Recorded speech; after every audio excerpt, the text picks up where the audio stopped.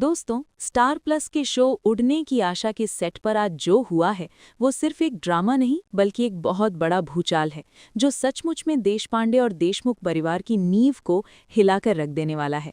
मैं रेशमा आज अभी अभी फिल्म सिटी से बाहर निकली हूं और रेशमा टीवी के आप सभी दर्शकों को ये एक्सक्लूसिव जानकारी सबसे पहले दे रही हूं, क्योंकि कहानी अब उस मोड़ पर आ खड़ी हुई है जहां रिश्तों की मर्यादा तार तार हो चुकी है, क्योंकि जूही और अरुण ने वो कदम उठा लिया है जिसका डर हम सबको शुरू से था।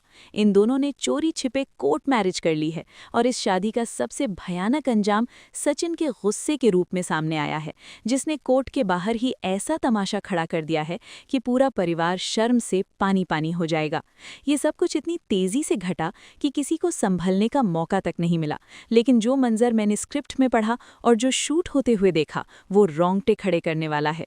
हुआ यूं कि सहेली को लगातार ये लग रहा था कि जूही अब समझदार हो गई है और पढ़ाई पर ध्यान दे रही है, लेकिन असलियत ये थी कि जूही अरुण के प्यार में इतनी अंधी हो चुकी थी कि उसने अपने परिवार, अपनी दीदी सहेली और अपने जीजू सचिन की इज्जत को दांव पर लगा दिया।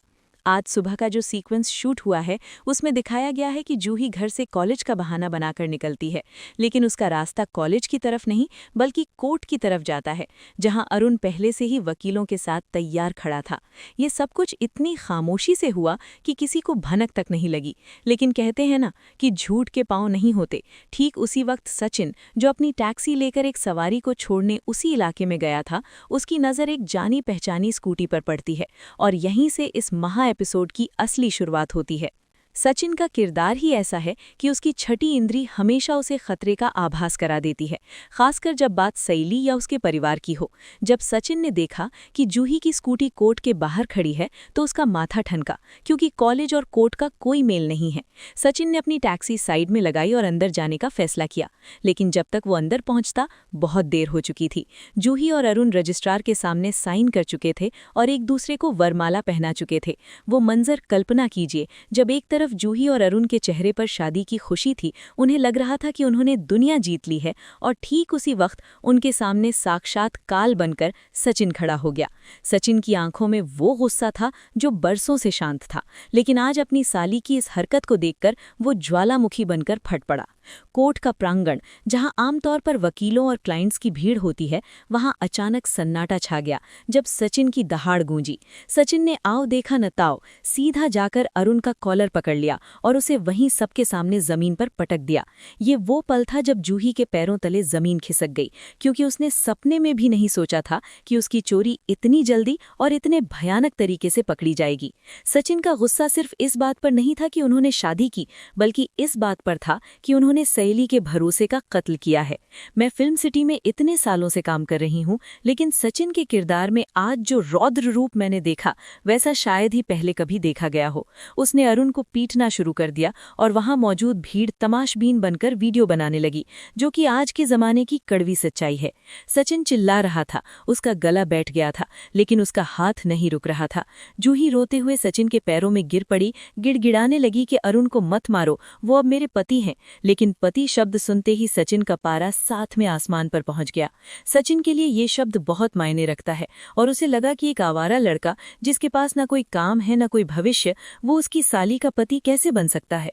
सचिन ने वहां जो तमाशा किया वो सिर्फ मारपीट तक सीमित नहीं था। उसने जूही का हाथ पकड़कर उसे आईना दिखाया कि उसने क्या कर दिया है।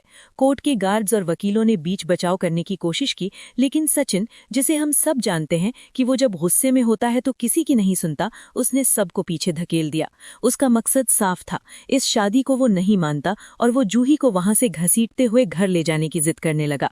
इसी बीच वहां पुलिस की आने की भी आहट हो गई, क्योंकि कोर्ट परिसर में मारपीट करना कानूनन जुर्म है। लेकिन सचिन को न कानून की परवाह थी न समाज की। उसे सिर्फ इस बात की फिक्र थी कि जब सहेली को ये बात पता चलेगा तो उसका दिल कैसे टूट जाएगा। सहेली, जो अपनी बहन को अपनी बेटी की तरह मानती है, जिसने अपनी खुशियों को मारकर अपने परिवार को संभाला, आज उसी की सगी बहन ने उसकी पीठ में खंजर घोंप दिया था। सचिन का ये तमाशा दरअसल उसका दर्द था जो गुस्से के रूप में बाहर आ रहा था। फिल्म सिटी के सूत्रों ने मुझे बताया कि इस सीन को शूट करते वक्त सेट पर भी लोग भावुक हो गए थे, क्योंकि सचिन की परफॉर्मेंस इतनी रियल थी। वो अरुण को घसीटते हुए बाहर सड़क पर ले आया, जहां ट्रैफिक जाम हो गया और लोग गाड़ियां रोककर ये हाई वोल्टेज ड्रामा देखने लगे। सचिन ने जूही के गले से वो वरमाला नोच कर फेंक दी और साफ कह दिया कि ये शादी नहीं बल्कि बर्बादी है। अरुण, जो अब तक हीरो बनने की कोशिश कर रहा था, सचिन के सामने भीगी बिल्ली बन गया था, लेकिन उसने भी हिम्मत जुटाकर कह दिया कि अब हम बालिग हैं और कानूनन पति पत्नी है, जिसे सुनकर सचिन ने अपना आपा पूरी तरह खो दिया। वहां खड़ी भीड़ ने जब ये सुना कि मामला प्रेम विवाह का है, तो कुछ लोग सचिन को गलत ठहराने लगे और कुछ लोग अरुण को, जिससे वहां का माहौल और भी तनावपूर्ण हो गया। सचिन का ये उग्र रूप देखकर जूही को पहली बार एहसास हुआ कि उसने कितनी बड़ी गलती कर दी है, लेकिन अब पानी सिर से ऊपर जा चुका था।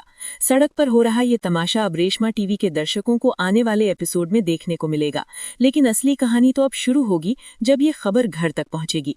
सचिन ने वहीं से सहेली को फोन नहीं किया, क्योंकि वो जानता था कि फोन पर यह बात बताना सहेली की जान ले सकता है।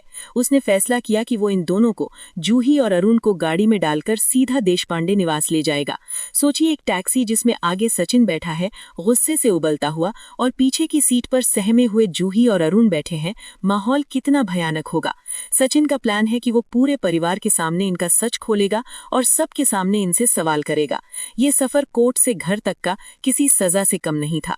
फिल्म सिटी में चर्चा है कि मेकर्स इस ट्विस्ट के जरिए सचिन और सहेली के रिश्ते में भी एक नई दरार लाने वाले हैं, क्योंकि सहेली का स्वभाव नर्म है और सचिन का गरम।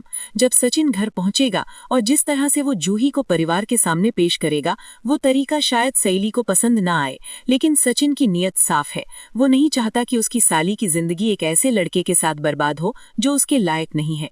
कोर्ट के बाहर का वो मंजर, टूटी हुई वरमाला, अरुण के फटे हुए कपड़े और सचिन की लाल आंखें, ये सब इशारा कर रहे हैं कि उड़ने की आशा में अब खुशियों को ग्रहण लगने वाला है।